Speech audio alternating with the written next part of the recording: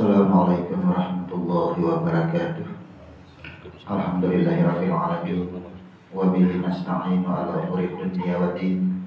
Wassalatu wassalamu ala asyrafil anbiya'i wal mursalin wa ala alihi wa sahbihi ajma'in. Amma ba'd. Jemaah rahimakumullah, alhamdulillah kita bisa kembali duduk bersama dalam majelis ilmu ini, yang mana insya Allah pada malam hari ini kita menutup penyelesaian daripada bagian surah Al-Fatihah, ditutup dengan kalimat amin. Jadi pertanyaan yang harus kita munculkan, kenapa adanya kalimat amin di dalam menutup suratul Fatihah? Apa sih manfaatnya, fadilatnya, kegunaannya, fungsinya? Itu maksudnya yang kita cari pada malam hari ini. Nah, di dalam ucapan kalimat amin ini banyak variasinya, macam-macamnya, banyak versinya, banyak pahamnya.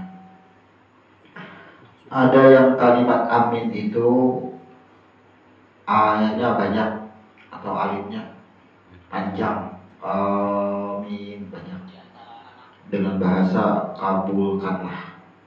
Nah, setelah kita selidiki kalimat amin yang panjang ini bersumber daripada satu hadis, di mana di dalam hadis itu diceritakan pada sebelum urutnya ketika Jibril mendatangi Nabi Muhammad, kemudian diperintahkan untuk mengaminkan. Nah itu, kemudian ada kita dengar di dalam menutup Fatihah itu aminnya pendek, seperti waladhdallin, amin, pendek. Nah, kalimat amin ini dari beberapa sumber atau surah. Ada yang tertulis pada kalimat amin ini, sudah kita catat, sudah kita bukukan, yaitu Al-A'raf ayat 62, kemudian surah Yusuf ayat 54, Ad-Duhan ayat 18, Ad-Duhan, An-Naml ayat 39, kemudian Ad-Duhan ayat 51, At-Takwir ayat 21, At-Tin ayat 3. Baladil amin. Jadi mana yang dipakai? Kalau kalimat amin, maka sumbernya ini daripada Al-Quran. Mana yang kita pakai atau mana sikap hukum kita dalam memakainya, karena terjadi dalam banyak paham atau perbedaan paham. Namun kedua-duanya tidak ada yang salah, karena sumber yang pertama yang panjang itu amin, itu sumbernya hadis sahih, boleh digunakan itu. Namun kita ini akan menempatkan sesuatu yang kita kerjakan, yang kita amalkan itu pada tempat yang paling tepat, bersesuaian dengan keilmuan yang kita pahami.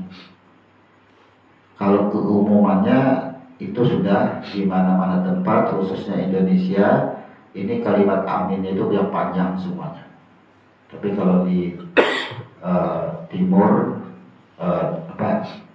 Timur Tengah, Arab Saudi misalnya kan, Madinah itu menggunakan kalimat amin yang pendek sesuai daripada Al-Quran. Apa sih fungsinya amin di dalam surah Al-Fatihah?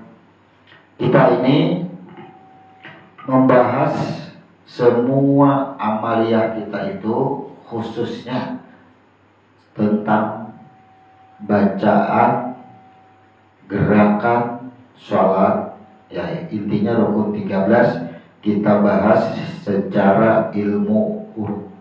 Maka ketika ini kita bahas secara ilmu huruf, bagi yang mendalami ilmu-ilmu ini akan mudah menerimanya. Tapi kalau bertahan hanya pada bacaan, bertahan pada yang disebut dengan ilmu fikih, maka akan lebih sulit untuk bisa memahaminya.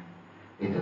Sekarang kita bahas dengan ilmu huruf dan kata-kata. Amin. Dari 7 ayat Fatihah, 7 ayat Fatihah, kita tulis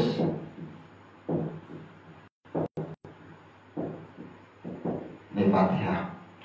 Yang pertama kalimatnya Alhamdulillah. Nah, kemudian Ar-Rahman Ar-Rahim. Ar-Rahman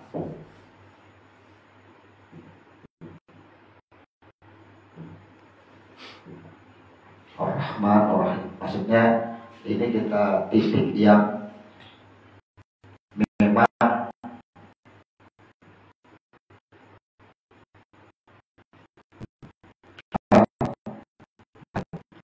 kemudian nasta'in.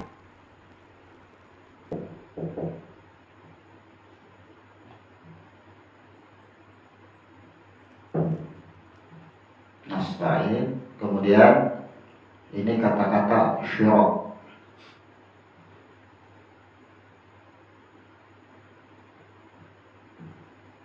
Kata-kata syirat. Ihdinas siratal ladzina an'amta 'alaihim, pada kalimat syirat dan nikmat an'amta. An'amta. Kemudian sama siratal ladzi, ihdinas siratal mustaqim, siratal ladzina an'amta 'alaihim.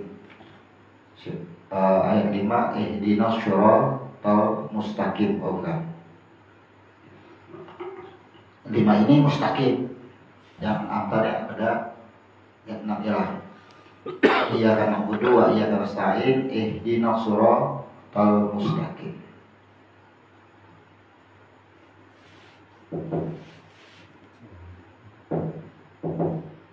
Nah, mustaqim, syirat yang dipertanyakan masalah syirat itu, kemudian ini mustaqim,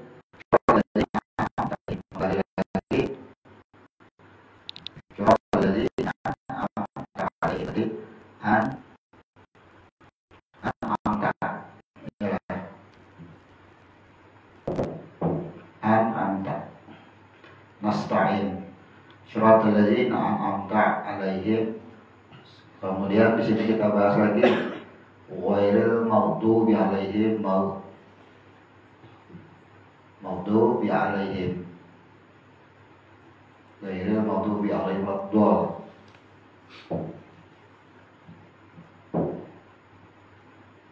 Nah, 7 kita bungkus pada kalimat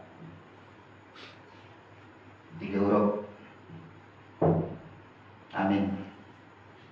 Ini kita dulu. Kita perjelas, kita ulang sedikit sebelum Fatihah. Ini membaca Bismillah.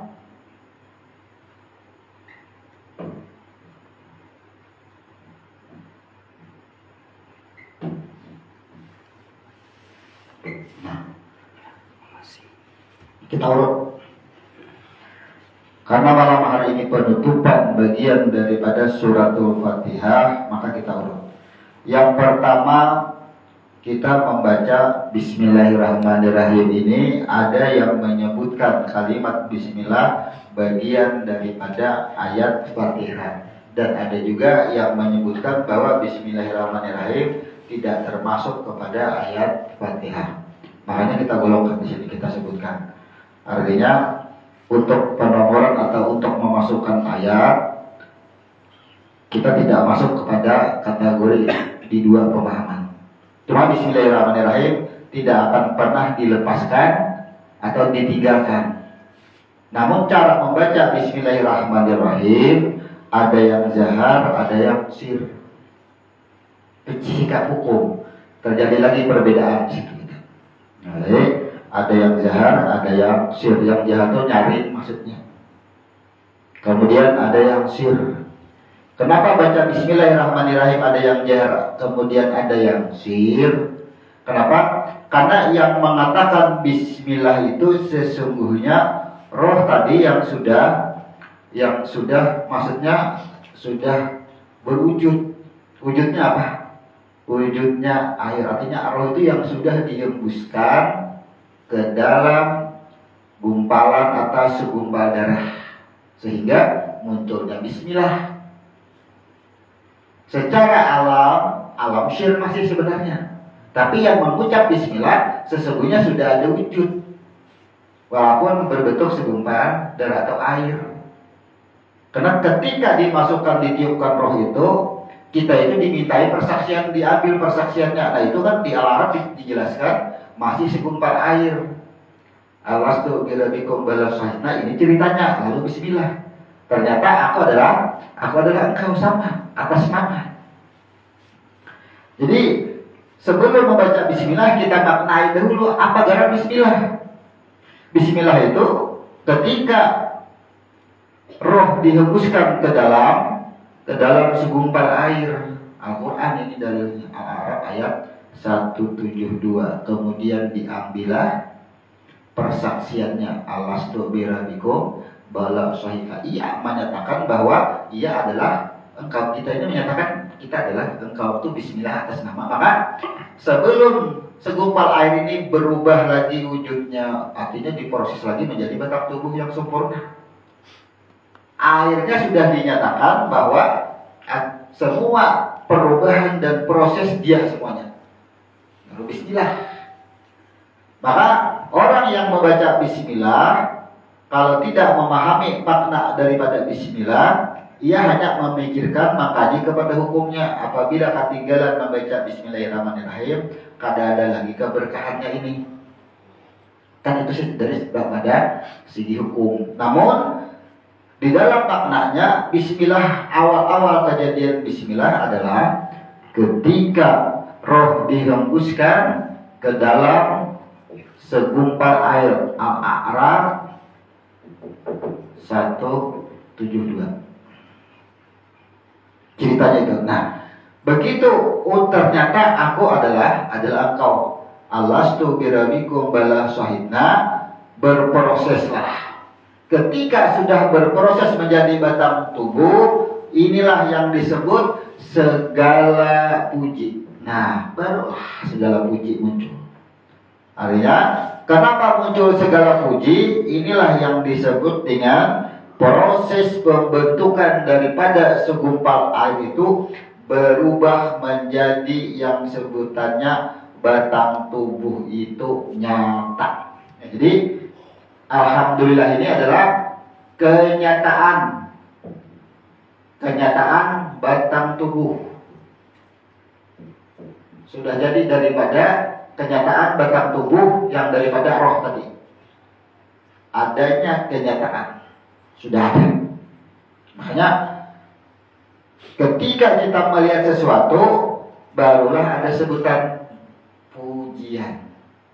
Maka ketika ada sebutan pujian, kuncinya pada Bismillah, yang memuji dan yang dipuji. Karena sudah atas nama. Nah, harus kembalikan kepada Bismillah, kenyataan daripada batang tubuh ini. Ketika wujud nyata, kalimat pujian itu ada, diterima dan diserahkan, maka tetap dikembalikan kepada Bismillah atas nama.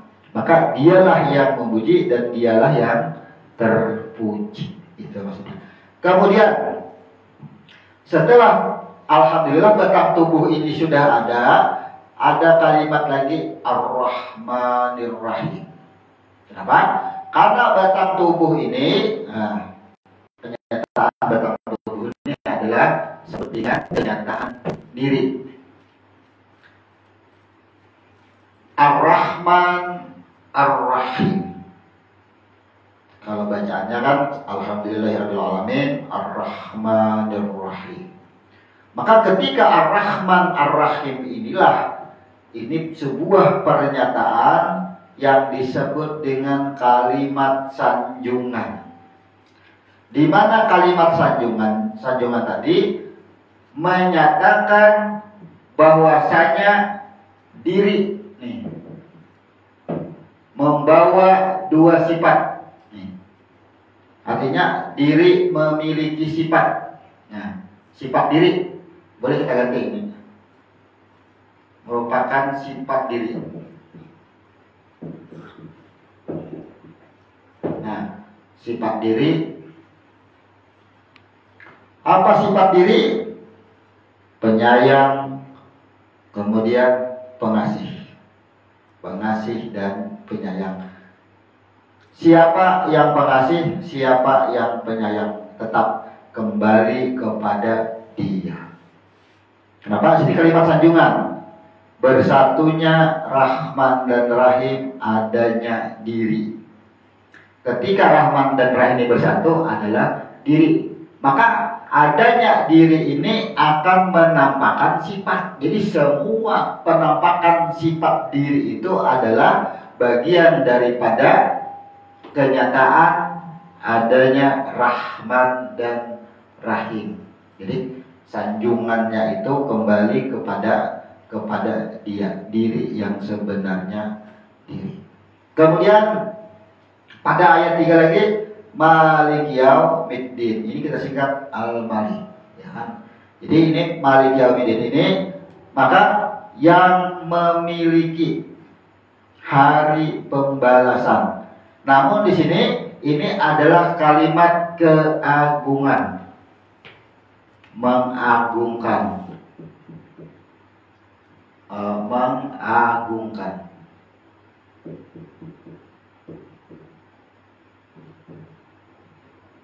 Nah, Al-Malik ini kalimat mengagungkan, engkau mengagungkan aku. Di dalam kalimat mengagungkan ini, Al-Malik ini, kata-kata agung itu adalah rujukannya, kalau dianalogikan itu kepada, kalau kita itu sesama antara kepada pemimpin, bawahan dengan pemimpin, atau kepada seorang raja. Malik Yaumiddin. Maka semua bergantung kepada Al-Malik yang memiliki hari pembalasan.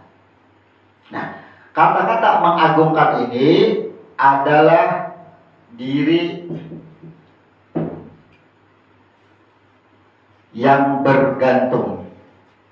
Artinya menggantungkan itu hanya kepada yang maha, yang memiliki hari pembalasan. Diri ini menyerahkan diri sepenuhnya. Ia akan menerima balasan. Nah, diri yang menerima balasan.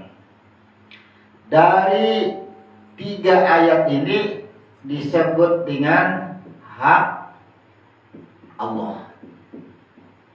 Nah, ini yang disebut ayat Al-Fatihah dibagi 2. 3 ayat pertama harus dikembalikan. Barang siapa yang mengembalikan kepada asalnya, maka yang 4 ini akan menjadi balasan. Di sini pemahaman banyak lagi nih. Hak Allah itu maksudnya apa? Secara tidak sadar, ini cerminannya adalah pada sikap diri. Kita ulang. Alhamdulillahirabbil alamin ini nampaklah pada diri manusia itu kesenangan, kebahagiaan, kesedihan atas bentuk pujian dan cacian. Bila berbahagia dan senang ketika dipuji, ini maksudnya kita sudah mengambil hak Allah. Ketika bersedih, ketika dicaci maki, ini mengambil hak Allah.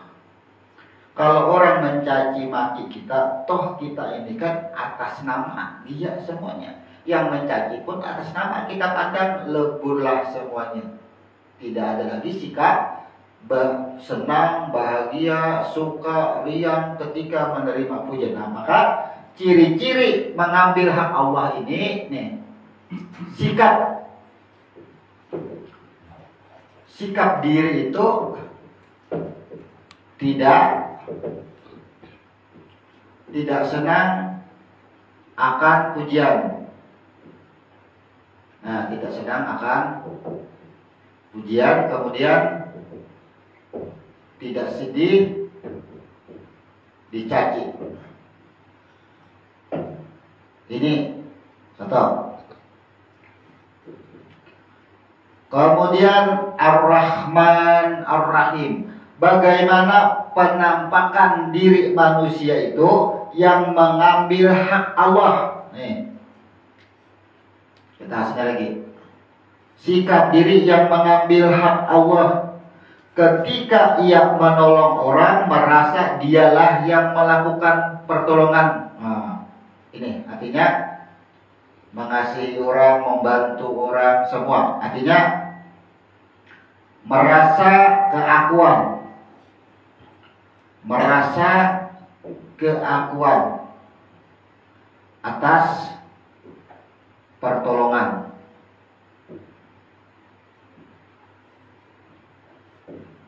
Merasa keakuan atas pertolongannya dia, maksudnya sebagai manusia. Mengetahui ciri orang-orang yang mengambil hak Allah. Merasa keakuan. Kalau kita jabarkan, ketika kita memberi pertolongan kepada orang lain, merasa aku yang menolong. Ia akan berbangga dengan pertolongannya. Artinya ia merasa memiliki. Ar-Rahman Ar-Rahim, merasa memiliki. Jadi bahwa pengasih dan penyayang itu iya, memberi orang, kemudian merangkul orang, memuji orang, merasa menyanjung orang, tersanjung nih. Artinya pertama merasa keakuan atas pertolongannya, kemudian di sini apa? Berbesar, maksudnya berbesar hati atau membusungkan dada. Nah, ini kita membusungkan dada. Ini sifat orang mengambil hak-hak Allah. Membusungkan dada. Tersanjung, apa bahasanya orang ambungan itu apa maksudnya? Nah, ada kawan disanjung di ambung-ambung, wah himung ceritanya. Nah, ini mengambil hak Allah pada ayat 2, membusung dada. Sombong bisa juga lah ini, ya kan? Sombong atau ria. Nah, kemudian ciri-ciri yang mengambil hak Allah lagi pada ayat 3, yaitu orang-orang ini mempunyai sifat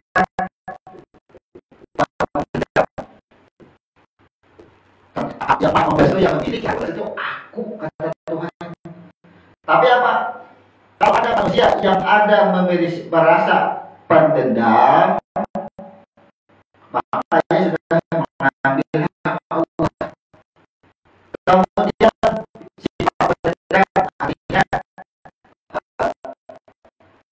ini tidak merasa, tidak banyak pendendam, kemudian hasad. Nah, sifat hasad, dia menghasut orang lain, ya kan? Artinya ingin ketika sakit hati ingin membalas dendam itu dia membuat cerita-cerita kepada orang lain untuk menyerang kepada orang tersebut, adalah sifat hasad. Nah, inilah sebahagian yang kita coba terangkan ciri-ciri pada diri manusia yang sudah mengambil hak Allah. Ini ada 3 ya. Kemudian apabila yang 3 ayat ini atau pada diri kita tidak ada lagi, kita memiliki yang pertama, tidak pernah senang, tidak pernah merasa bahagia, dipuji, nah kayak apa aja, kadang pernah kita senang. Kemudian dicaci, kadang bersedih juga, disabati orang apa aja, terurehin aja, nih. Karena kita sudah benar-benar menjalankan alhamdulillah, nang dipuji, dia yang memuji dia, maka tidak ada cacian. Kemudian Ar-Rahmanir Rahim, sanjungan. Ketika melakukan pertolongan, ia menganggap ialah yang dapat menolong, merasa keakuan atas pertolongannya. Kemudian salah satunya lagi membusungkan dada, sifat sombong atau di sini riya, menunjukkan segala yang diperbuatnya adalah dia keakuan. Kadang kau disanjung, keambung, lupa daratan rasanya nih. Kemudian ada orang itu memiliki sifat pendendam atau hasad. Bila kita memiliki sifat ini, inilah doanya yang kadang kabul-kabul, hijab, kadang mau kabul. Sedangkan ketika ini sudah kita lepaskan, ini maksudnya hak Allah itu jangan diambil. Ada orang bingung, maksudnya Fatihah dibagi 2, 3 ayat. Ampun Tuhan, 4 ayat memiliki ampun hamba, ya kan? Lalu bingung maksudnya maksudnya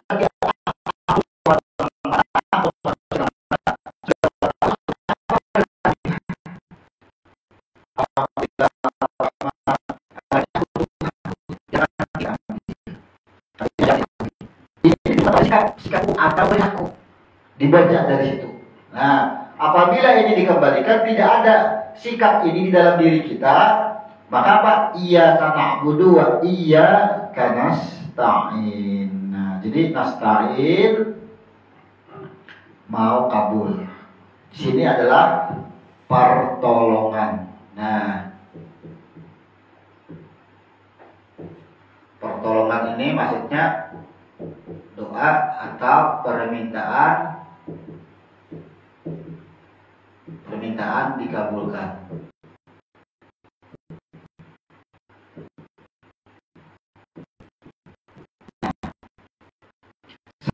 Itu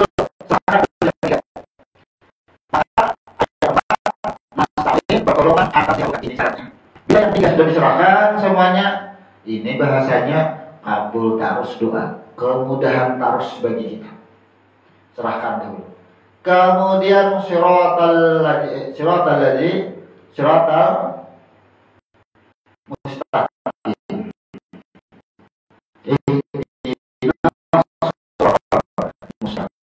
Tunjukilah yang lurus maksudnya.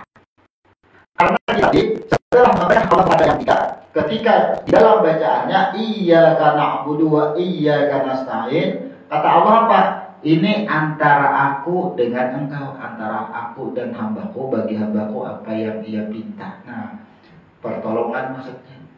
Di ayat 4 ini Allah menawarkan sudah. Kemudian di ayat 5, ihdinas shiratal mustaqim, apa yang kita pinta? Bahwa nyatalah diri kita ini adalah mustaqim. Nyatalah diri kita ini adalah jalan. Maka sebenar-benarnya syirat ini, sebenar-benarnya jalan itu adalah diri. Nih, yang disebut syirat itu adalah diri. Diri yang apa? Diri yang mustaqim. Mustaqimnya apa? Diri yang berserah diri. Nih, diri yang kembali. Kalau di Al-Fatihah diartikan apa? Diri yang lurus, jalan lurus, artinya selamat. Makanya pemahaman dikira sebahagian agama yang lain. Kenapa orang Islam itu sesat? Karena selalu tunjukilah kami jalannya lurus. Bukan itu maksudnya. Ketika membaca ihdinas shiratal mustaqim ini, kita tidak sesuai dengan apa yang diartikan yang diterjemahkan tunjukilah kami jalan yang lurus. Kita itu bukan meminta jalan. Kita tidak minta tunjukkan jalan. Tunjukilah, tunjuk. Kalau orang bertanya mana ketuanya, oh ya. Maka pertunjukan, ditunjukkan artinya nyatakanlah bahwa syurat ini adalah diri kita, batang tubuh. Nah, maka batang tubuh ini mustaqim itu adalah, kalau diartikan lurus, mustaqim ini jiwa, ini diri, ini yang bertaubat, ini yang di dalam kuasanya, ini yang menerima, yang maha menerima, ini non, ini kembali kepada cahaya. Artinya diri yang kembali. Kenyataan. Jangan lagi minta tunjukilah kami, jangan, bukan maksudnya itu. Ihdinas shiratal mustaqim ini adalah kenyataan bahwa diri kita itulah yang sirat. Yang disebut sirat itu adalah diri. Maka apabila kita mengenal diri, mustaqim kita, selamat kita. Nyatakanlah bahwa diri kita inilah jalan. Jalan kemana? Jalan kembali. Nah, jadi jalan atau diri yang kembali. Diri yang kembali. Diri yang kembali. Kembali kepada yang menguasai.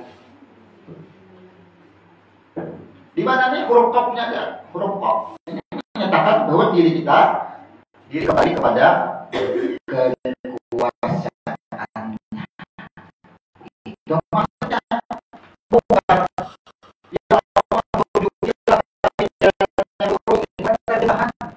ini kalau tadi aku nyatalah diri kita ini adalah syukur.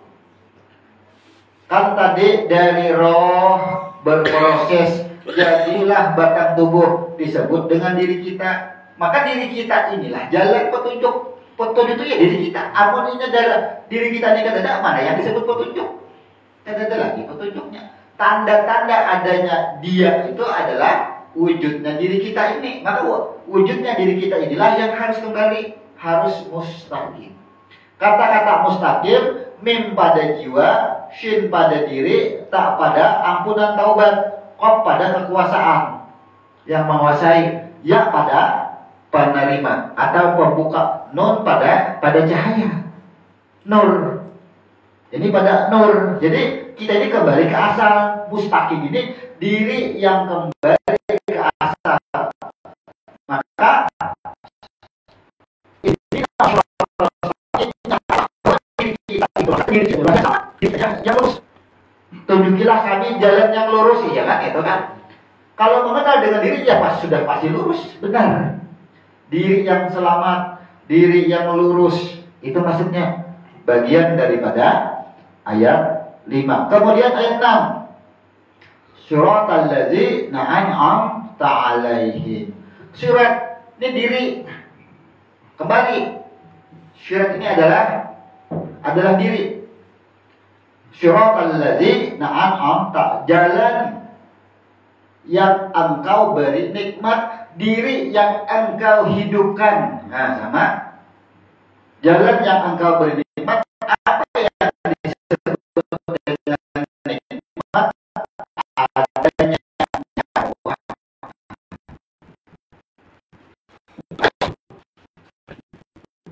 Jalan diri yang engkau hidupkan. Diri yang engkau beri nikmat, jalan yang engkau beri nikmat, diri kita ini diberi nikmat. Nikmatnya apa? Yaitu roh.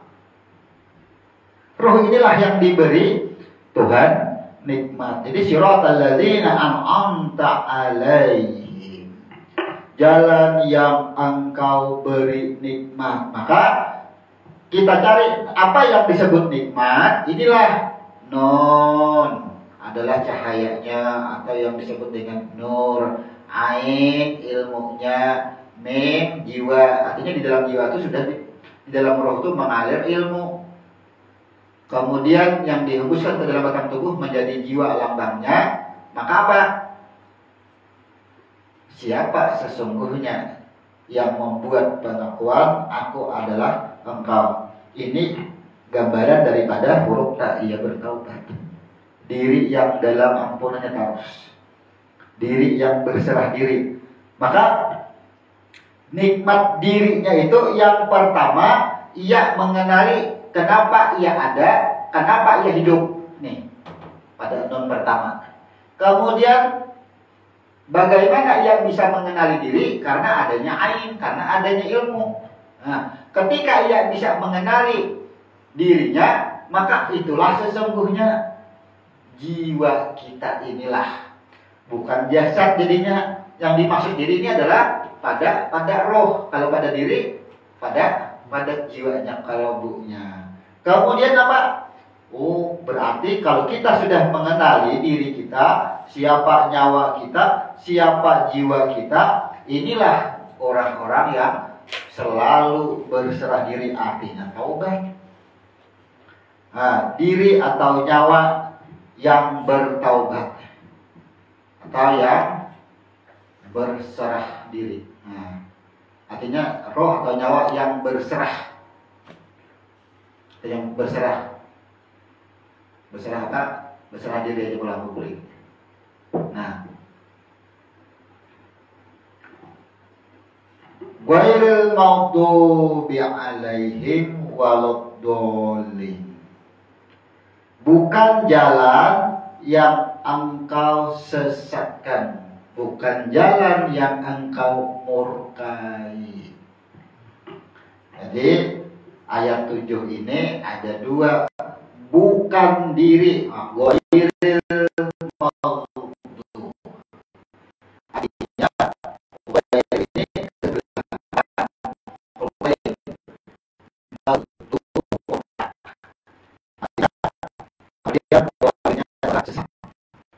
jadi bukan diri yang dimurkainya. Diri maghdu, ghairil maghdu, diri yang dimurkai, diri yang sesat. Nah, ini ayat 7. Ghairil maghdubi alaihim waladdallin, bukan jalan yang engkau murkai dan engkau sesatkan. Maksudnya apa? Bukankah kita itu ketika masih segumpal air, ketika roh dihembuskan, diambil persaksian, maka disitulah terjadi semua ketetapannya pada roh yang dihembuskannya tadi. Surga nerakanya itu sudah ada. Ini maksudnya tadi nih, bukan ketetapan itu ada pada diriku. Artinya kita ini bukanlah termasuk dalam ketetapannya itu. Wa nafsi wa masawaha fa'alhamaha fuzurraha wa taqwaha. Ini maksudnya nang baik, nang dimurkai, nang sesat, ya semuanya. Maka dari ayat 6 dan 7 ini makanya boleh satu napas. Yang pertama, 6 ini diri, artinya roh ini berserah diri, selamat. Ayat 7 disebut dengan fujur. Ini fujur, ini takwa. Nah, pas nih. Bukan jalan yang engkau murkai, bukan jalan yang engkau sesatkan. Maka kembali kepada fa'alhamaha fuzuraha wa taqwaha. Bukan jalan. Artinya kan kita ini nyata memilih antara dua. Namanya kita nih. Apakah kita ini termasuk diri yang selamat atau yang dimurkai, yang disesatkan? Barang siapa, kata Tuhan, yang aku sesatkan, nah, kehendaknya juga. Maksudnya tadi, barang siapa yang aku menghendaki ia sesat, aku sesatkan. Barang siapa yang aku selamatkan, aku berikan hidayah, petunjuk. Jadi maksudnya apa nih? Ayat 6 dan 7. Jadi makanya Fatihah ini disebut dengan kalimat doa. Dari mana kalimat doa? 4, 5, 6, dan 7 inilah yang disebut doa di dalam Fatihah. Nih adalah kalimat doa. Secara fikih ini disebut doa, secara fikih. Tapi ini adalah kenyataan. Jangan lagi ini bahasanya, artinya ketika ini kalimat doa, tapi nyataan pada diri. Kita ini mau berada di ayat 6 kah, berada di ayat 7. Nah, dari kesemuanya ini, semuanya apa? Adalah ayat 1 sampai ayat 7. Sekarang siapa yang nyata? Yang nyata maksudnya adalah siapa yang memuji dan siapa yang dipuji. Nah, kita kembali satu persatu. Kita munculkan dahulu siapa yang mengadakan batang tubuh. Ini kenyataan diri, nyata adanya batang tubuh, adanya diri. Siapa yang berbuat af'alnya. Nah, alif sudah. Kemudian ketika batang tubuh ini ada, barulah ada bahasa pujian. Ketika senang dipuji, berarti keakuan. Ketika kita dipuji, maka kembali ke siapa yang dipuji dan siapa yang memuji. Rasa senang adalah pada yaitu jiwa. Kita mengurut satu persatu. Ketika senang dipuji, jiwa yang senang disampaikan.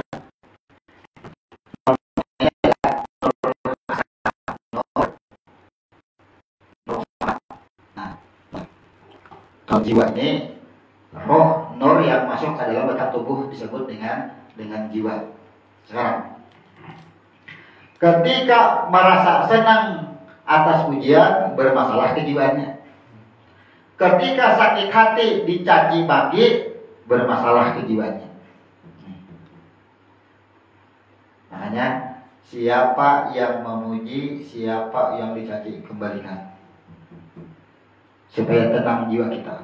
Makanya dari ayat 1 sampai ayat 7 ditutup dengan amin. Dan kita sadari adanya diri kita, af'alnya yang mengadakan. Dari mana af'alnya? Hembusan rohnya, prosesnya disebut dengan alif. Bahwa batang tubuh kita ini kenyataannya alif. Prosesnya disebut dengan alif. Begitu batang tubuh ini ada, alif ada. Senang dengan pujian, ada keakuan, bermasalahlah jiwanya. Maka roh yang dihembuskan tadi masuk ke dalam otak ini jadi masalah. Dicaci maki ia bersedih, bermasalah jiwanya. Ini maksudnya. Ketika bermasalah jiwanya, maka tidak bisa kembali kepada kembali semua kepada aku, kepada nur. Ini orang yang berbahagia dipuji, orang yang sakit hati ketika dicaci, jiwanya bermasalah, maka ini kita sudah memilih angka 7. Nih, kita seorang yang menentukan. Hendak tahu di mana kita adakannya? Nih, bila kita memiliki 3 sikap ini, pertama berbangga akan pujian, bersedih hati ketika dicaci maki. Nah, nih. Penentuan kita ke ayat 7. Jalan yang engkau murkai, jalan yang dimurkai dan jalan yang disesatkan. Ketika kita merasa keakuan, ketika kita memberikan pertolongan kepada orang atau bersifat sombong, membusukkan dada, sifat riya, nih jalan yang kita pilih. Karena kata kau mengembalikan adanya batang tubuhku karena af'alnya, maka sesungguhnya aku ini adalah dia. Nun. Itu maksudnya amin semua. Jadi alhamdulillahirabbil alamin. Adanya batang tubuh perbuatannya, maka sesungguhnya batang tubuh tidaklah bisa apa-apa, dipandang apa-apa. Sesungguhnya adalah pada jiwa. Karena setiap manusia akhir hayat dipanggil dengan nafs, jiwa yang tenang. Ya ayat Tuhan langsung disebut dengan jiwa yang tenang. Nah, ini jiwa semua perannya. Itu sudah. Kemudian Ar-Rahmanir Rahim. Siapa ketika kita melakukan atau memberikan pertolongan, siapa yang berbuat? Nih kembali, dia yang berbuat. Itu maksudnya, siapa yang berbuat ketika kita melakukan pertolongan, siapa yang membuat? Ketika kita membantu seseorang, memberikan support, menasihati, siapa yang diberi nasihat, siapa yang menasihati? Nih, kembalikan adalah pada jiwa ini, jiwa yang selamat. Kembalilah semuanya. Kemudian ketika kita membaca Maliki Yaumiddin, ketika kita disakiti oleh seseorang, kita serahkan siapa yang menyakiti, siapa yang menyakiti, siapa yang berbuat, tadi yang berbuat menyakiti, siapa yang disakiti, siapa nih akalnya ketentuannya semua. Kembalikan semuanya. Siapa yang disakiti ini? Dirinya sendiri. Kita bukan hanya perbuatan seseorang itu kembali kepada dirinya. Ia berbuat baik untuk dirinya, ia berbuat jahat untuk dirinya. Ketika kita berbuat jahat kepada seseorang, kita berbuat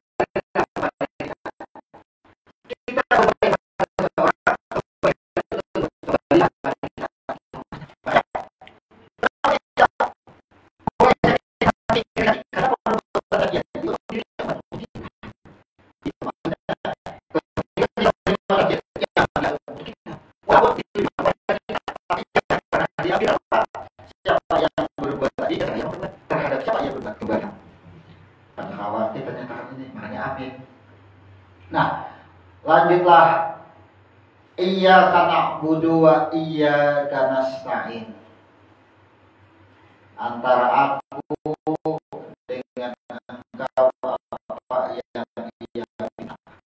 Maksudnya kalau secara fikih, secara makrimat, isyarat Tuhan berhadapan dengan kita. Tuhan memberikan tawaran, apa yang engkau pinta. Maksudnya apa?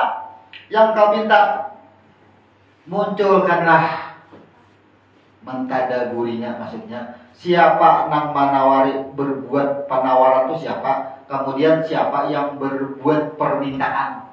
Antara permintaan dan penawaran adalah akalnya, dia semuanya yang berbuat. Alif juga pulang. Siapa yang mengurukan adalah nih jiwa. Maka ini selamat harus nih kembali kepada asal. Kemudian ihdinas siratal mustaqim. Ihdinas siratal mustaqim, ya. Tunjukilah kami jalan yang lurus, ujar Tuhan di sini. Ini antara aku dan hambaku, dan bagi hambaku apa yang ia pintakan. Maka apa? Di sini dinas ini ya murni menunjukkan kepada batang tubuh roh yang menjadi atau yang disebut dengan Nur Muhammad ini jadi batang tubuh. Ada tangan, ada batis, hidung, mata, telinga dan sebagainya, seluruh anggota tubuh ini nyatakanlah bahwa inilah jalan. Yang seikungan inilah yang disebut dengan sirat. Maka harus dikembalikan. Kalau ada kembali disebut sesat. Masuk ayat 7.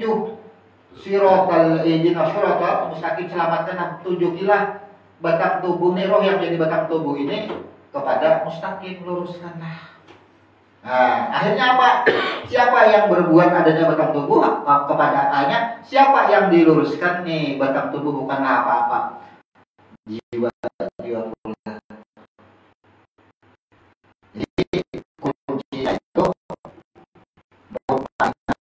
jiwa yang selalu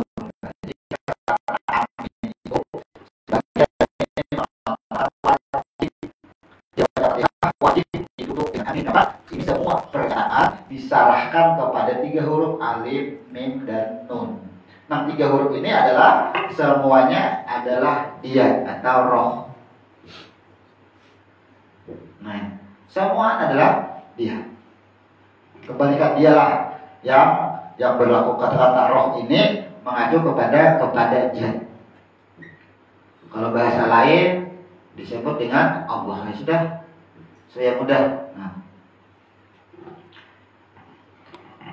Kemudian syiratal ladzina an'amta 'alaihim tadi menyatakan diri kita inilah adanya karena af'alnya. Kemudian kata-kata an'amta, apa yang disebut nikmat, ketika roh masuk ke dalam tubuh dihembuskan, lambangnya jiwa. Ini kata keakuan lagi, bulik kembalilah kepada nur. Jadi kita ini amin itu mengembalikan sebenarnya. Makanya kalau Fatihah kada ditutup dengan amin, gantung kemana kembalinya. Ini ibarat ini wadahnya, amin ini wadah mengembalikan semuanya yang kita baca ini. Maknanya kita kembalikan, kita masukkanlah ke dalam suatu wadah yang disebut dengan kalimat amin. Maka apabila ini ada keakuan, sama dari ayat 4. Kalau orang-orang fikih ini kan, ketika ia diberi tawaran, ia meminta dunia, banyak dunia, ada lebur semua yang diminta. Khawatirnya kita kepada ayat 7. Kepada ayat 7-nya apa? Dimurkai, kemudian disesatkan.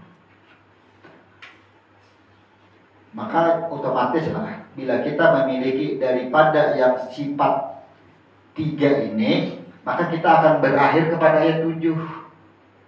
Sudah pasti. Kenapa? Tunjukilah kami jalan yang lurus, ya kan? Lurus sudah. Kemudian yang diberi nikmat, kemudian di sini yang dimurkai dan disesatkan. Inilah ketika kita tidak mengembalikan hak Allah yang 3, kemungkinan besar kita akan berada pada ayat 7, jalan yang dimurkainya, jalan yang disesatkannya. Karena tadi dikembalikan. Kemudian ghairil maghdubi 'alaihim waladdallin. Jalan dimurkai, diri yang dimurkai, diri yang disesatkan. Kenapa diri yang dimurkai? Kenapa diri yang disesatkan? Nah, ditutup di ayat 7 ini, diri yang dimurkai, diri yang disesatkan. Karena kita kadang mendapatkan yang namanya roh ini pada diri kita ini, kita tidak mengetahuinya. Apa gerak roh kita nih? Kenapa aku bisa bergerak? Kenapa aku bisa hidup? Tidak kita kenali. Inilah diri-diri yang tersesat. Diri yang tersesat, diri yang dimurkai itu ketika sudah ada, sudah jahir, ia lupa diri. Lupa diri itu maksudnya bukan mabuk. Lupa diri itu maksudnya, nih, orang mabuk itu, ya kan, kalau minuman mabuk. Mabuk itu inya gak tahu apa-apa aja, mas. Tetapnya kepada usaha dunia. Ternyata mabuk, orang sebenarnya mabuk tuh inya kada tahu lawan dirinya. Kenapa inya ada? Kenapa ia bergerak? Kenapa ia melihat? Kenapa ia mendengar? Kada dicarinya itu memang mabuk. Mabuk sebenarnya mabuk, orang disebut lupa diri itu kada mengenal dengan diri. Inilah ayat 7-nya. Bukan jalan yang engkau murkai, dimurkai, disesatkan. Gitu. Maka ketika sudah membaca ayat 7 ini, ghairil maghdubi 'alaihim waladdallin, kembalikanlah fa'alhamaha fuzurraha, yang dimurkai, yang disesatkan engkau, yang artinya perbuatan engkau, yang diberi nikmat diri semua adalah engkau juga. Fa'alhamaha fuzurraha wa taqwaha. Maka sifat fujur dan sifat takwa darinya. Siapa yang menerima, otomatis roh yang dihembuskan ke dalam batang tubuh disebut dengan jiwa. Jiwa yang tidak kembali kepada nurnya atau kepada asalnya. Inilah makna daripada amin. Kita tidak memperjelas kalimat amin karena sudah ada di kajian sebelumnya. Cuma yang kita pertanyakan, kenapa ada kalimat amin dan dikatakan wajib untuk menutup Fatihah? Inilah yang disebut rahasia amin. Rahasia amin itu maksudnya 7 ayat satu persatu kembalikan kepada 3 huruf ini, serahkan semua. Yang dipuji bahagia, yang dicaci sakit hati, kembalikan kepada 3 huruf. Siapa garam memuji?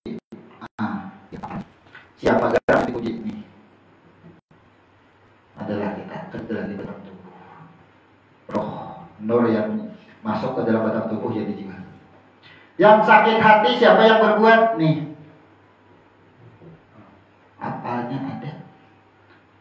Maka bila sudah kembali kepada huruf alif, otomatis jiwanya tenang sudah. Maka jiwanya ketika tenang ia kembali kepada nur.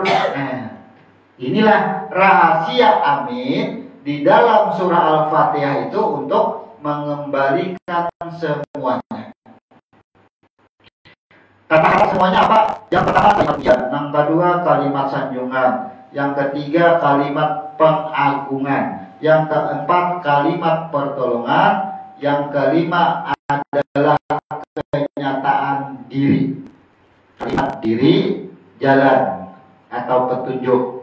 Yang keenam adalah masalah nikmat. Yang ketujuh adalah takdir yang Allah murkai dan Allah sesatkan. Pengembalian dari 7 ayat kepada 3 huruf alif, mim, dan nun. Inilah yang disebut dengan wajib. Kenapa wajib? Kalau ini seandainya lah kita baca, kadang kita serahkan, kita kembalikan ke sini kemana? Gantung semuanya Fatihah ini. Inilah kadang-kadang orang memasukkan Bismillah masuk ayat Fatihah, Amin masuk ayat Fatihah. Fatihah itu aslinya memang 7 ayat, tapi sandingannya Bismillah, kemudian Amin. Kalau kita ibaratkan, ada yang disebut dengan wajib, ya. Nah, wajib, ya kan? Ada yang disebut dengan qabliyah, ada yang disebut dengan semuaan ilmu diri. Nah, ini kan sholat semuaan. Nah, mata rantainya sama. Maka kalau Fatihah, Bismillah dulu kita gambarkan. Nah,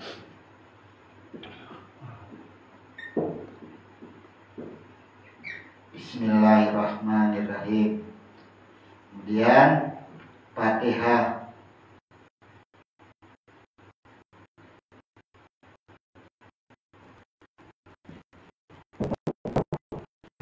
Kemudian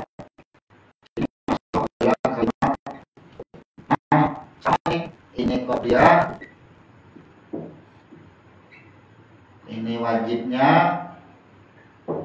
Ini kita menggambarkan ini ba'diyah.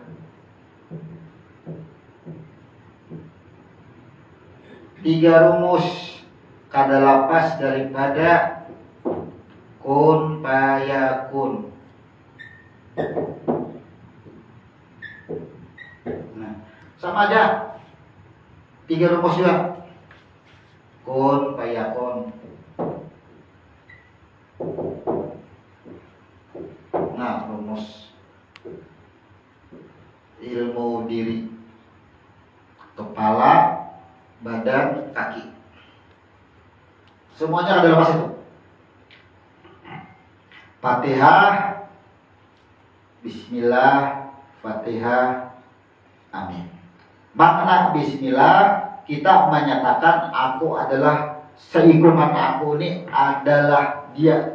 Diri yang sebenarnya seikungan aku ini adalah dia kun. Sebelum adanya diri kita ini berasal daripada kun. Adanya kita Allah mengadakan bahan bakunya dari mana? Roh. Jadilah batang tubuh disebut kun, Bismillah.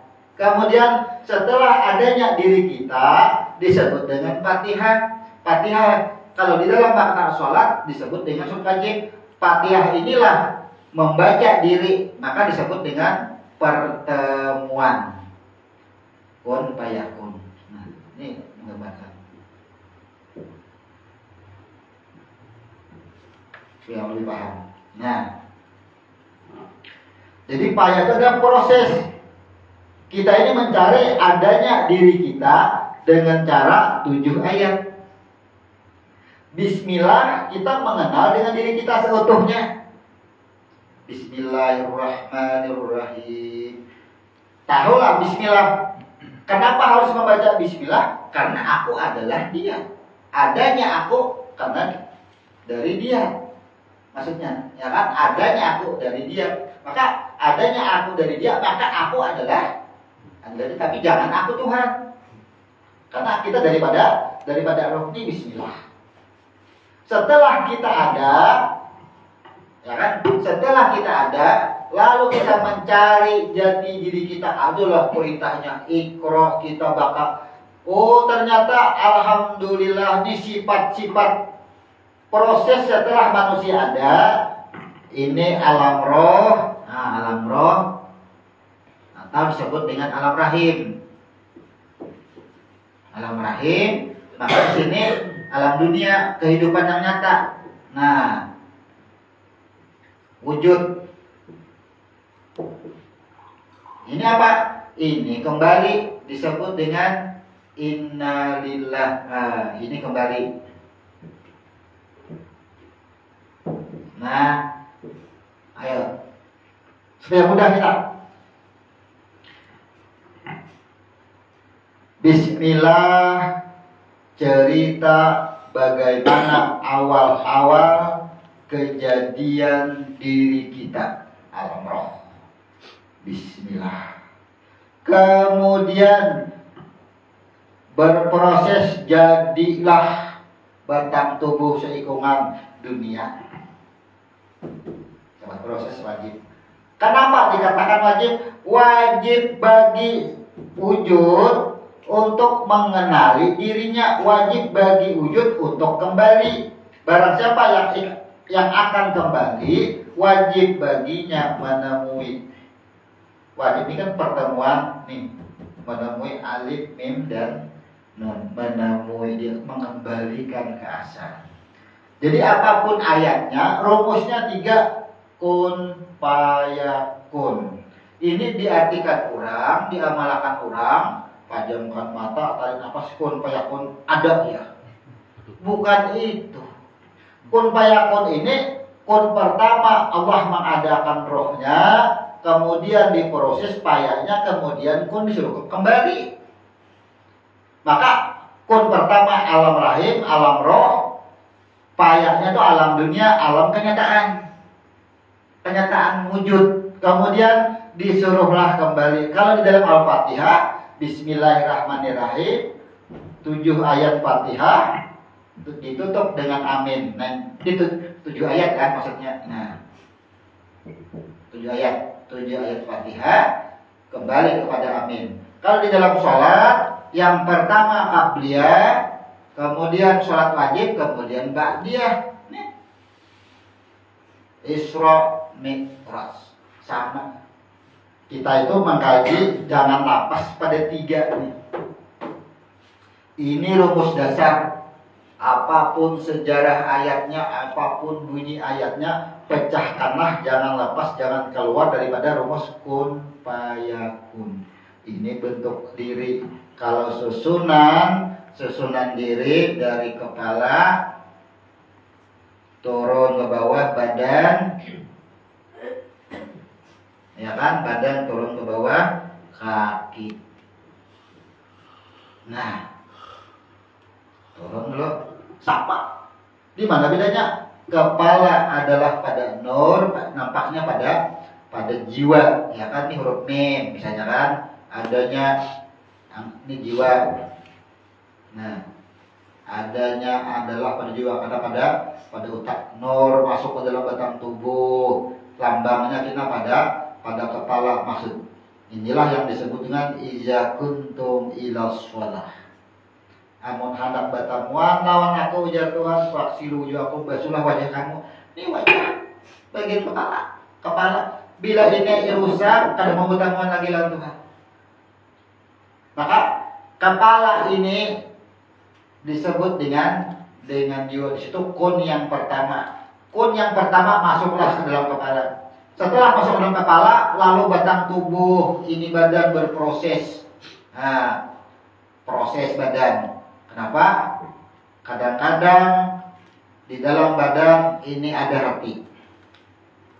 Ya kan? Ada hati dalam badan, ada jantung, ada paru-paru. Kembalikan semua inilah yang disebut dengan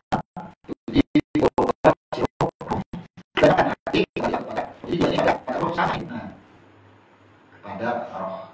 Makanya sindiran di dalam Al-Quran itu, bacaan Al-Quran tidak melampaui tenggorokan. Nah, ini batasnya. Nah, kada sampai.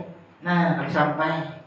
Iya membaca tapi kada melewati tenggorokannya. Nih batasnya. Maka akhirnya apa? Bacaan hanya pada badan, pada yang wujud. Kelihatan ia berbuat baik pada yang jahir. Nah, apalagi pada kaki. Kenapa kaki ini disebut kembali kepada kun lagi? Nih disebut kun juga. Ini payahnya. Kenapa kaki disebut pada kun? Karena di kaki itu ada telapak kaki adalah lambang daripada mengembalikan yang wujud ini kepada tanah. Itu maksudnya kaki ini kan lambang kepada tanah, mengembalikan batang tubuh. Makanya kaki kita tuh berpijak kepada tanah. Lalu bagaimana mengembalikan roh? Bukankah di kaki ada yang disebut dengan dua mata kaki? Dua mata kaki itulah yang disebut dengan simbol pengembalian roh yang dihembuskan menjadi nyawa. Kenapa? Karena proses keadaan kita adalah pada alam rahim yang disimbolkan kepada dua mata kaki. Jadi kun yang kembalilah kepada alam di surah Yasin, wa ma liya'budul ladzi fatarani wa ilaihi turja'un. Engkau dari mana? Engkau ada siapa yang mengadakan? Kembalinya kemana nih? Proses. Jadi batang tubuh tiga pondasi atau tiga bagian, kehidupan kita tiga bagian, qabliyah, sholat wajib dan ba'diyah. Kemudian Bismillahirrahmanirrahim, Fatihah dan Amin. Semuanya adalah memakai tiga pondasi atau tiga ilmu dasar. Mudah kita menelaah Al-Quran itu, menelaah diri itu, selama kita memahami kun payah kunnya ini. Selama kita pahami amal, kalau kita pahaminya.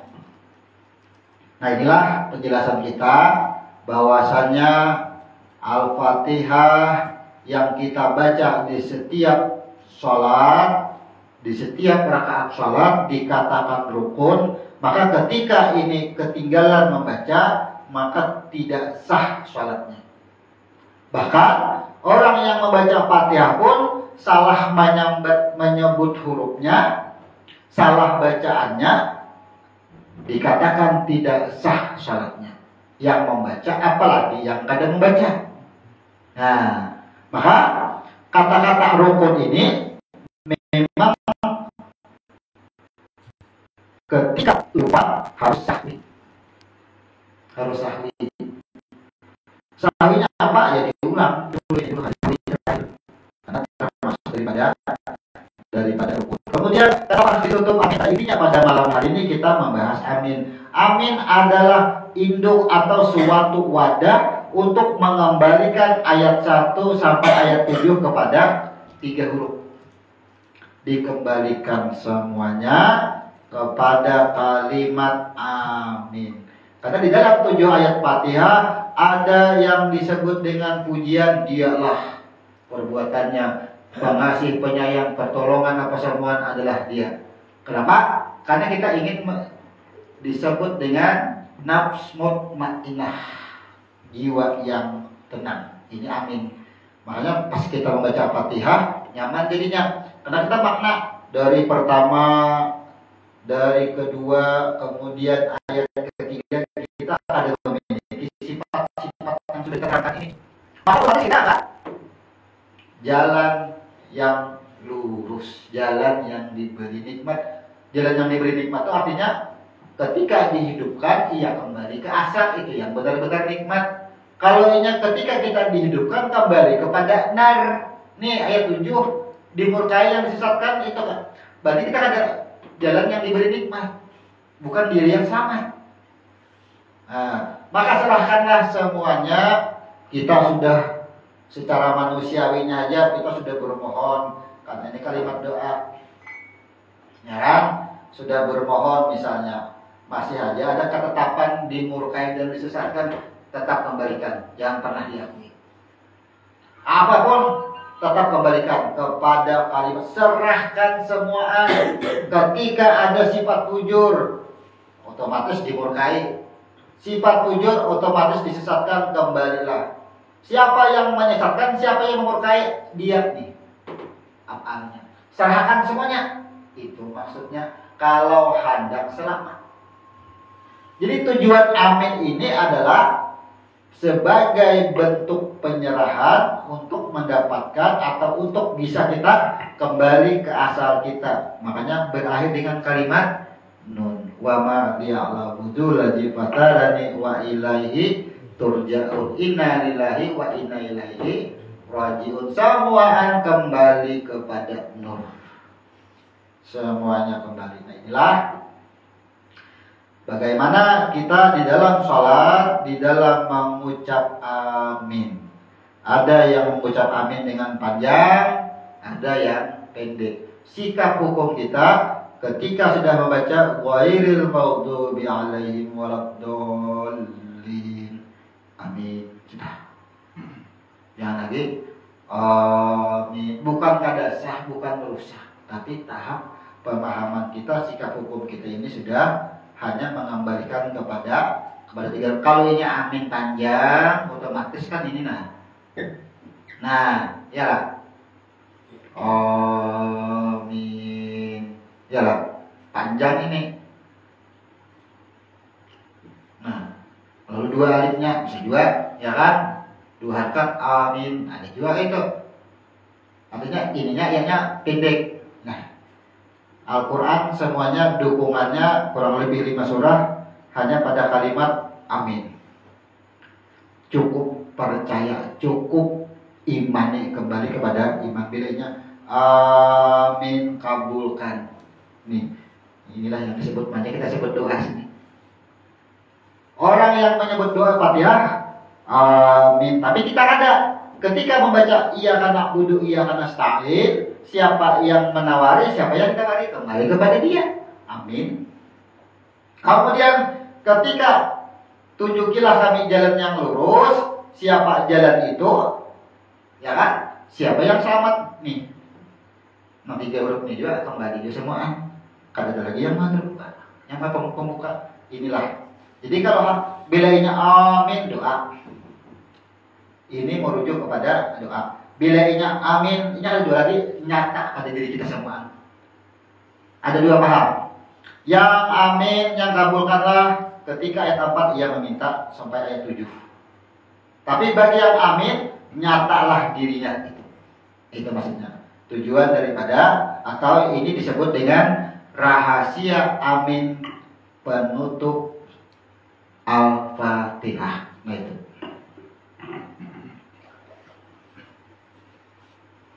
Kita lanjut sebagaimana biasa masuk kepada tanya jawab. Silahkan kalau ada yang tanyakan.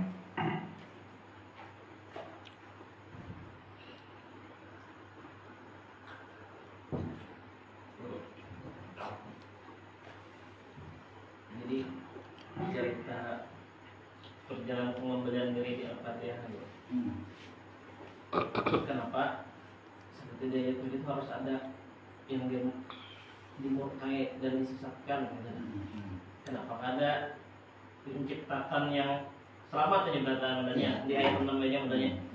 Nah, kenapa harus kayak itu, bro? Ya. Nah, jadi di ayat 7 ini bahasanya kenapa Allah itu pada langsung menciptakan selamat semua. Ya. Bahwasanya Allah itu sudah menciptakan semuanya memang selamat. Tidak ada yang tidak selamat. Semuanya selamat. Yang mengatakan tidak selamat ini asumsinya atau jiwanya ini mengarah atau menganggap neraka itu adalah tempat penyiksaan. Itu maksudnya. Semuanya sama. Jadi manusia itu diciptakan dengan diri yang selamat. Tapi apabila menganggap neraka itu sebagai azab, sebagai siksaan, inilah sesuai jalan yang engkau murkai. Murka. Kenapa? Keakuan. Ujar Tuhan, aku maulah neraka itu karena mah aja. Supaya ikam kalau boleh lawan aku, masuk dahulu ke situ. Itu bahasa baik. Makanya inilah yang bahasanya kalau ada lagi surga, jangan ada lagi neraka. Kalimat tidak ada surga, tidak ada neraka itu bukan mengatakan jahirnya neraka tidak ada, jahirnya surga tidak ada. Tapi orang yang bisa menempatkan jiwanya itu tadi, ia tidak menganggap surga itu sebagai kebahagiaan atau sebagai balasan. Ia balasan yang menyenangkan, tidak menganggap itu karena dia semua dirinya. Kemudian ia tidak menganggap neraka itu adalah tempat siksaan. Kenapa? Karena neraka adalah tempat pensucian. Di mana? Nah, jadi sesungguhnya manusia itu semuanya diciptakan dengan keselamatan. Makanya sudah didahului itu kan, ihdinas siratal mustaqim. Yang selamat apa? Diri kita ini selamat sudah. Selamat. Tapi apabila diri kita ini berpaham bahwa neraka dan surga itu suatu balasan yang menyenangkan dan balasan yang menyiksa. Nah, di situ. Jadi yang menentukan selamat kada selamatnya itulah adalah diri kita sendiri. Makanya ketika kita menganggap dosa, pahala, neraka, dan surga adalah bagian daripada proses hidup kita, disinilah kita mulai berperang, pikiran kita jalan terus. Cek ya, orang syariat, orang pikir, ini kembali ke situ. Nanti rasakan itu. Bila kita menganggap urusan dunia dan apapun, ini orang syariat, yang mencari hukum. Apa musuhnya? Orang syariat ini musuhnya apa? Pikiran, coba ya. Bertemuan orang yang beda paham, jalan pikirannya kuat, ya kan? Ini berperang dengan pikirannya seorang orang pikir. Nah, ininya mengkaji lagi kenapa garam dunia ini ada, kenapa diri kita ini ada, rububiyah. Oh, ternyata semua yang ada Tuhan yang maulah, ya kan? Ketika adanya semua Tuhan yang maulah, hukum sholat Tuhan juga yang mewajibkan, bacaan Tuhan juga yang artinya yang menyuruh, yang memerintahkan, walaupun melalui Jibril. Tapi kenapa orang lain yang dibacanya ada sesuai dengan hadis? Ya lah. Akhirnya apa? Oh, ini gara-gara apa? Syaitan ya. Jadi orang yang belajar, anggap aja belajar tasawuf pada tingkat tarikat, ia menyalahkan apa? Nang salahkannya iblis dan syaitan. Kenapa? Namanya tukang rusak manusia. Oh, bila inya berbeda paham lagi anunya, inya kada memahami, ditipu iblis lagi, dibisik iblis. Inya menyalahkan iblis. Ketika kita berbuat salah, akhirnya apa? Gara-gara iblis pak. Jin dan iblis itu kan akhirnya jadi musuh kita. Lalu ia pelajari lagi, kenapa? Karena aku bisa salahnya. Kan aku ini kan sudah dibentengi Tuhan dengan kalimat ta'awuz, misalnya berlindung, ya. Aman aku sobat tipu juga. Oh, kita juga ya nang hapon di diri orang. Itu maksudnya akhirnya apa? Itu nang beragapan yang kita sebut orang pemahaman setelah tingkat di tarikat naik ke hakikat, dia beranggapan wah lain syaitan, lain jin musuh kita. Musuh kita apa? Diri seorang juga, ianya aja. Nah, ya kan bermusuh dengan diri seorang, ya ada menyalahkan orang lain lagi. Diri seorang. Lalu kita pahami diri seorangnya apa? Gerak siapa? Gerak diri. Nah, setelah kita pelajari diri tentang sebenarnya diri, kada ada lagi yang disebut dengan pikiran, karena pikiran itu adalah jiwa, jiwa itu adalah dia. Kemudian ia berpikir dunia itu apa, aku ini apa. Dunia pun adalah daripada bagian rohnya. Diri kita bagian daripada rohnya juga, nurnya juga semuaan. Kada ada lagi yang disebut dengan jin, kada ada lagi disebut dengan syaitan. Kemudian naik lagi nang sebenarnya diri siapa? Bah, lain diri nang jahil ini, Pak. Ya, ternyata adalah dia. Ketika sudah berpaham seperti itu, berarti ia diri seutuhnya, baik roh yang menjadi batang tubuh dan roh yang menjadi nyawa ke dalam batang tubuh ini, maka dialah semua, maulah ada yang 3 macam ada dalam diri sudah. Bukan kada menggawi syariat itu kada. Syariat digawi dia. Tarikat digawi dia. Hakikat adalah semuaan dia. Kada ada lagi bahasa musuh, kada ada lagi bahasa lawan di sinilah. Tidak ada lagi bahasa sedih, senang, bahagia itu kada ada lagi. Hanya bisa tersenyum. Hanya bisa tersenyum. Nah, yang jadi masalah nih kan, kalau ilmunya sama, kawata kurihing berataan. Yang jadi masalah itu kada usah di dalam masyarakat, di dalam rumah aja pahamnya belain. Laki bini ya Pak, bini kada paham, seorang tak kuring, mama bini. Disinilah kadang-kadang, nah inilah yang disebut dengan napas naik, napas turun. Ketika kita berhadapan dengan keilmuan seseorang yang tidak memahami dengan keilmuan ketuhanan tauhid ini, sebenarnya kita sedang diujinya.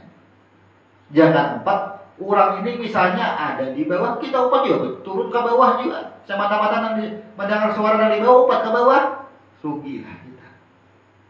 Itulah maksudnya, apabila kita berhadapan dengan keilmuan seseorang itu yang tauhidnya, ma'rifatnya, dia bisa menyalahkan dengan jin dan syaitan. Atau orang fikih ini kebanyakannya pikirin seorang secara pikiran ini kada masuk, kada sesuai dengan pikirannya, jadi musuh. Nah, ini orang syariat, jangan mau kita itu, karena kita berada pada yang disebut dengan ma'rifat tauhid kita sudah. Nah, jadi bahasanya kenapa Allah tidak menciptakan yang selamat saja semua? Semuanya Allah ciptakan selamat, semuanya selamat. Tidak ada yang tidak selamat. Kenapa? Ayat Quran membuktikan inna lillahi wa inna ilaihi rajiun. Semuanya kembali kepada selamat herannya.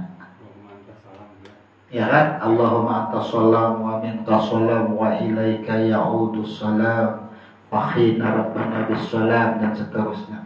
Menyatakan siapa yang memiliki keselamatan, siapa yang menyelamatkan, yang memberi keselamatan atau yang memberikan perlindungan semuanya. Artinya memang selamat semuanya. Jadi tatipunya di mana kita? Tatipunya kita ada usah bicara neraka. Sesuatu yang kita rasakan tapi tidak menyenangkan bagi kita, ini kita anggapannya apa nah? Kada selamat lah. Itulah. Ya kan? Sesuatu yang kontra yang kita rasakan dengan rasa kita ini pasti kita anggap itu hal yang buruk. Padahal fa'alhamaha fujura. Nang buruk itu aku, Tuhan mengadakan bila kamu akui buruk beberapa tetap. Coba kembalikan itu, inilah maksudnya. Adalah pada kalau amalia diri, pengelolaan diri. Atau lagi kepada ilmiahnya pengelolaan pikiran. Ketika kita menghadapi apapun, kan perintahnya kan kun fayakun. Adanya kesedihan, anggapannya bahasanya sedih. Sedih itu adalah proses. Adanya sedih itu berarti berawal dari adanya kun. Ya kan? Berakhir harus kepada kun, kembalikan kepada kun. Pelajari sedihnya tadi. Nah, maksudnya makanya kan ada hikmahnya, ya kan? Ambil hikmahnya itu maksudnya. Ambil hikmah itu maksudnya apa? Ketika kita ini merasa sedih, pelajari dulu sedihnya. Oh, sudah paham dengan sedih, hilang tuh sedihnya. Karena kembali kepada kun. Apabila sedihnya dinikmati, bisa lebih mengarah kepada banyak jadinya mabuk-mabuk, ya, mengarah kepada keputusan diri. jadinya dikembalikan kepada kun. Itu maksudnya kata-kata ambil hikmahnya tadi. Rumus hidup itu 3 ya, kun fayakun. Ketika merasakan kebahagiaan, pelajari kebahagiaan itu. Siapa gerang yang bahagia? Ada apa dengan kebahagiaanku ini? Apa yang disebut bahagia? Kembali pulang kepada kun. Adalah kata-kata bahagia kita. Ada juga mengalami rasa sedih, pikirkan dulu. Inilah bahasanya apalah takilun, apalah tatafakarun, apalah tadadabbarun. Berpikir. Setelah berpikir, ya kan, dengan akal gunakan dulu. Naik lagi pemikiran, ditadaburi kebahagiaan kita, ditadaburi kesedihan kita, ditadaburi. Akhirnya lenyaplah bahagia, lenyaplah bahasa sakit hati. Kan ada lagi bahasa sakit hati, kan ada lagi bahasa bahagia. Kenapa? Bila orang merasa kesenangan di dalam hidup, bahagia di dalam hidup, bukankah ini mengambil sifat 3 ayat Al-Fatihah, sedangkan Fatihah membaca diri, tak akui kita. Makanya lapah berdoa, kadang kabul jadi doanya, tak jadi doa rambut pun diambil terus. Kadang awal yang tempat terjadi. Nah ini kawat amalan diri dalam keseharian, baik dimanapun, di dalam rumah tangga, sosial, masyarakat, itu nampak, akan nampak itu. Kada perlu berkisah-kisah juga Pak, lawan bini, lawan masyarakat. Aku tahu itu begini kada juga Bang. Berkisah amalan diri seorang masing-masing. Itu maksudnya amalan diri. Santai lagi aja bahasanya. Jaka bahasa wayah ini bahasanya anu aja orangnya kada ira-iran aja. Biar diucapkan apa orangnya kita tahu-tahu aja orangnya aja. Itu maksudnya kan. Orang pun jadi seorang lapah ya, dipuji-puji. Kalau mau terima kasih orangnya kada juga. Ya kan ada orang yang puji-puji. Sanjung-sanjung tak kuring aja kita nih. Kalau Bang terima kasih kada bawa orang nih. Terima kasih kenapa? Karena tidak ada mengambil hak Tuhan. Pujiannya itu untuk dirinya sendiri. Itu maksudnya untuk ternyata diri yang sebenarnya diri. Ketika ia mencaci pun ia kembalikan ke situ. Jadi apa? Ketika dicaci dan disanjung pun kerjanya orang ini. Nah,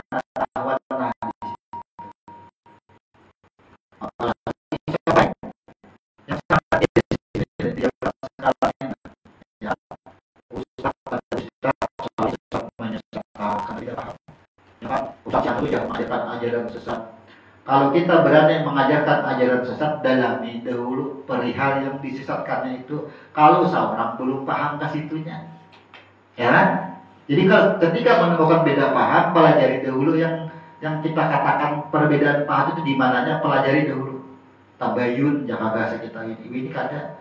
Ustadznya sama pada ustadz saling sesat, menyesatkan, saling membid'ahkan, akhirnya apa? Terjadi permusuhan. Akhirnya apa? Saling tantang menantang. Permusuhan terjadi. Nah, kalau kita benar-benar sudah pada titik yang disebut dengan makrifat atau tauhid, sudah berserah diri benar-benar, ada lagi kalimat modal kurehing aja lagi. Bukan tidak bentuk kepedulian kita ini artinya acuh, bukan. Karena lebih memilih menyelamatkan diri. Itu tujuan kita. Ya, kira-kira apa? Itu maksudnya. Jadi tidak ada bahasa, Tuhan itu memang menghendaki dan memang menciptakan itu selamat. Jadi kita lah. Jadi surga dan neraka itu Tuhan itu kadang kita lang maulah itu kita seorang. Tuhan itu menyiapkan aja. Makanya kadang ada dijelaskan kita itu dimasukkan ke surga. Kita seorang yang menuju, yang berjalan menuju itu, yang memilih aku. Ya. Ini seorang. Bukankah neraka itu adanya ketika Allah bertanya man anta, man anot? Adalah ketika roh dihembuskan, Allah menciptakan surga dan neraka itu tidak ada kan? Siapa yang mencipta neraka? Bukankah roh sendiri? Hasil perbuatannya dia itulah menjadi nar. Akhirnya nar itu disebut neraka. Lalu muncul pemikiran yang disebut ajab sebutannya. Tapi dia di Quran disebut ajab, iya. Kenapa? Karena neraka itu disebut ajab adalah bentuk pensucian dengan cara yang berbeda, ya kan? Bentuk balasan dengan cara yang berbeda. Orang yang baik dimasukkan ke surga itu balasan Tuhan juga ngarannya, ya kan? Balasan Tuhan. Neraka diadakan bentuk balasan Tuhan juga. orang yang dimasukkan ke surga, orang yang dimasukkan ke dalam neraka disebut ajab. Ajab itu diartikan sakit, pada apa? Itu ruang pensucian, ruang balasan. Surga ruang pahala, neraka ruang dosa. Dosa nama, pahala nama juga sebutan. Beda sebutan karena beda tempat. Setiap tempat yang berbeda, beda juga sebutannya, beda juga caranya. Tapi tujuannya sama. Nah, jadi kita maunya kan kadang-kadang doa muncul Allah juga nanti ya orang fitnah dajjal, ya kan, kemudian berakhir pada min ajabil qabri dan fitnah kubur. Ada di situ disebutkan. Ini maksudnya bahwa kita ini jangan bahasanya, jangan kata-kata persaksian itu jangan lagi kedua nyata. Syirat itu diri kita, ya kita sudah ayat 5 itu ya kita, ayat 4 itu ya kita, sampai ayat 7 ya kita. Semua Anda tanyakan manapun. Makanya bila kita serahkan, yang dimurkai, yang disesatkan serahkan kepada 3 huruf. Kata kawal lagi, tidak ada lagi bahasa disesatkan, tidak ada lagi bahasa dimurkai. Kita melenyapkan itu bahasanya. Yang kita lenyapkan itu bahasa murkanya dan melenyapkan bahasa sesatnya itu. Ada lagi yang lain? Jadi pada malam hari ini kita menyelesaikan pada bab rukun Fatihah. Maka Fatihah ada 3 ilmu dasar. Diawali dengan bismillah maupun bacaannya atau caranya ada yang jahar atau yang sir, tidak perlu diperdebatkan. Silahkan setelah takbiratul ihram Allahu Akbar tidak menjaharkan bismillahirrahmanirrahimnya, sir aja bismillahirrahmanirrahim. Misal, tidak usah diperdebatkan. Karena bismillah bagian daripada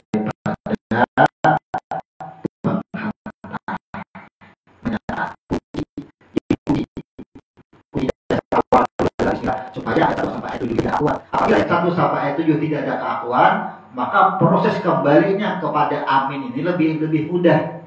Bismillah dahulu, kunci dasarnya adalah bismillah. Bila memahami kunci dasar bismillah, silahkan baca ayat 1 sampai ayat 7, maka tidak ada keakuan lagi ayat 1 sampai ayat 7, maka itulah barulah amin. Apabila tidak ada keakuan, sempurna aminnya. Tapi bila ada keakuan, salah satu ayat, inilah jalan yang dimurkai atau jalan yang disesatkannya. Khawatir kita berada di situ. Nah, jadi untuk Al-Fatihah berakhir pada malam hari ini secara ilmu huruf.